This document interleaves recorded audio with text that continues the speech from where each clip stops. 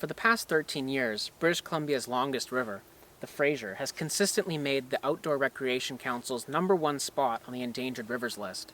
Things like illegal dumping, toxic runoff, a rise in the temperature, and urbanization are just a few of the issues which are threatening the river and the ecosystems which rely on it for their own well-being. A Canadian heritage river, the Fraser has played an integral role in the history of British Columbia.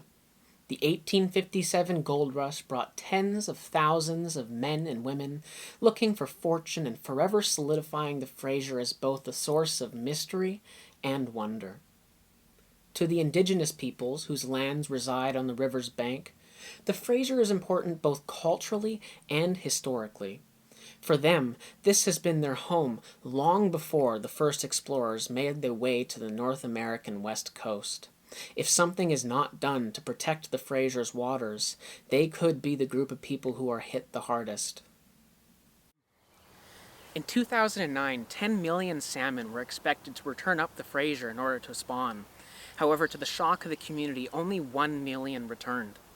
Inquiries were made to discover the reason for this catastrophic drop, and they discovered that there are more than 200 deadly contaminants in the water. In this water, there is PCB, PCDD, 2378-TCCD, among various other chemicals and heavy metals which studies have shown cause 30% mortality rate in fish eggs, among various other issues such as causing reproductive and lifespan issues in grown fish. So how can you help? Legendary folk music icon Pete Seeger said that participation is all it takes to make the world a better place. By becoming active in your community, writing to your local politicians, and joining a group that looks to protect the Fraser and help other environmental areas at risk, you can become a part of the solution. It's important to remember that you always have a voice, no matter how powerless something can make you feel.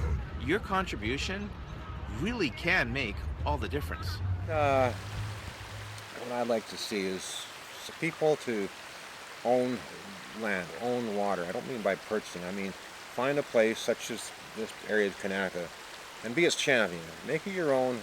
Keep an eye on it. Take care of it. Adopt it. And be a steward of it until the next generation comes along. It was David Suzuki that told me once that no one can save the world, but every single household can do one or two things differently, and that's really all it takes. And all of a sudden, that's tenable. That people think, well, I can make a difference. I can recycle differently. I can watch what goes down the storm drains near my place. Because everybody needs to realize that they're in a watershed, where they're, regardless of where they live, whether it's an apartment, townhouse, doesn't matter.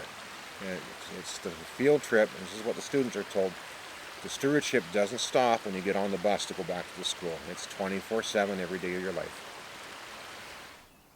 Volunteers meet annually to do Fraser River cleanups, sometimes picking up as much as 20 tons of illegally dumped garbage from a single municipality. Peaceful protests and government petitions have been successful in halting dangerous mining operations, the construction of risky facilities, and other propositions whose impact would only have further threatened the health of the Fraser River. Your voice, your effort, and your influence can make all the difference in your community and can make the future a better place.